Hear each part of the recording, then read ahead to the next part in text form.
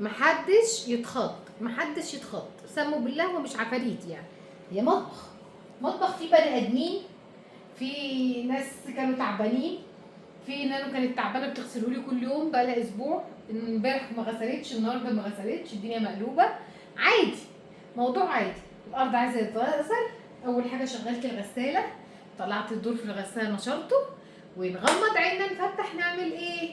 هوبا.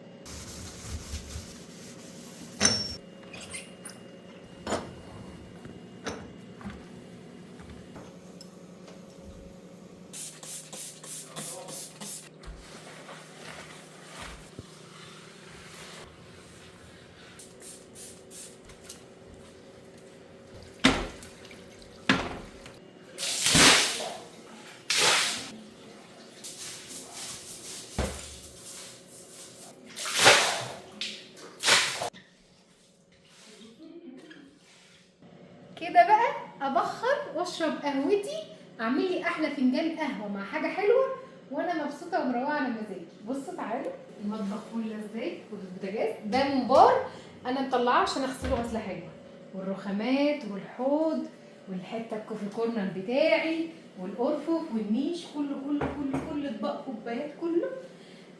اشرب فنجان قهوه واروق على مزاجي كده وانا رايقه. يلا بينا.